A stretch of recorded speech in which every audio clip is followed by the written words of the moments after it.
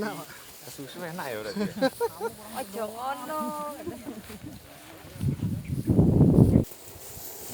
Nah, itu komitmennya gimana, Pak? Ya, jadi sesuai dengan instruksi Presiden restorasi seluas kurang lebih 2 juta hektar lahan gambut yang terbakar di 2015 kemarin dan yang juga yang rawan terbakar karena sudah kering dan rusak ya. Nah, sudah kita petakan, bahkan kita kalau melihat urgensi restorasinya itu mencapai 2,67 juta hektar. Dari luas itu memang ada 1,6 juta yang berada di lahan perusahaan, lebih dari itu, dan 1 juta kurang itu yang berada di lahan yang dikuasai atau bukan kuasai ya, yang lahan yang dimiliki oleh masyarakat dan juga lahan yang ditangani langsung oleh pemerintah. Pemerintah itu misalnya lahan hutan lindung, hutan konservasi itu kan berada di wilayah pemerintah.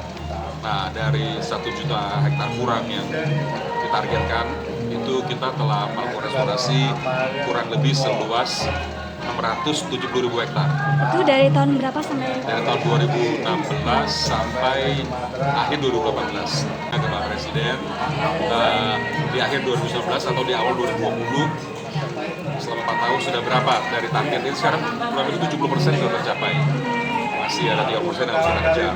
Tapi juga kita harus memastikan yang sudah kita basahi dengan skat kanal, sumur bor atau kanal yang kita tutup kembali seperti di Parangsubian ini itu tetap terpelihara ya, alat-alat pembasahannya seperti skat kanal dan sumur bor.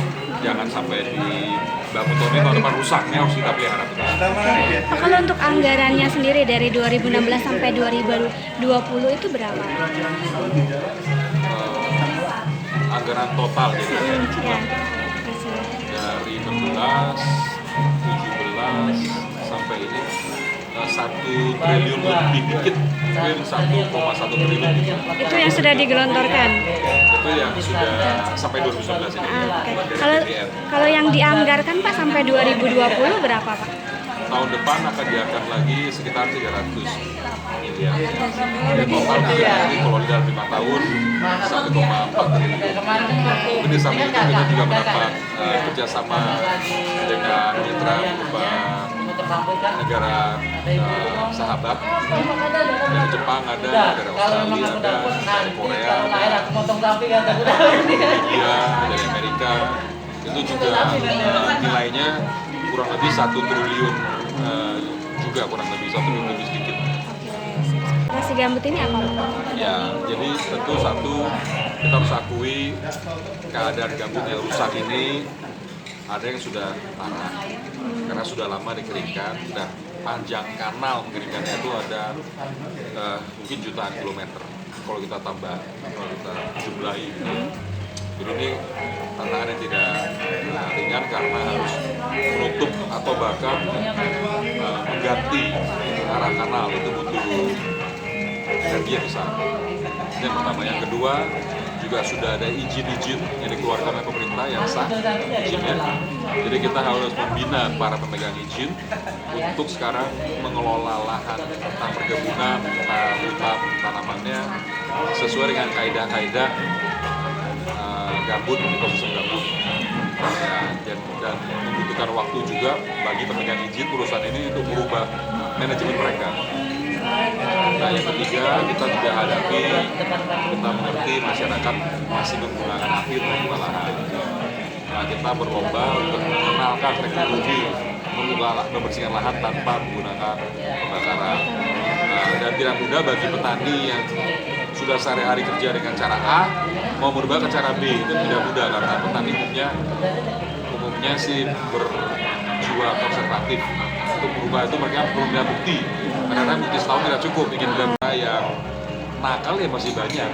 Kita lihat sendiri laporan Pak Gubernur, laporan Pak Kapolda, itu pembakaran yang terjadi di beberapa provinsi yang kita tinjau bersama dari udara, dari darat, itu memang dibakar dengan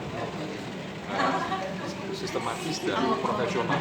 Jadi bukan masyarakat yang hanya buka lahan petak kecil ini yang membakar, ini memang terkoordinasi. Jadi membakarnya luas sekali, ratusan, bahkan berkilometer artinya dimulai dari titik yang sejajar, jadi membakar dengan Kalau sangat saya ini masih muda, masih ada yang nakal kalau dan dia sudah tua juga penegakan muda. hukumnya harus sangat tegas. Umur hampir 60. Tapi Kalau yang udah dilakukan untuk restorasi gambut sekarang apa aja Pak? Kan kemarin kayak kerbau, terus apa lagi Pak? Ya, jadi pertama kita membasahi gambut.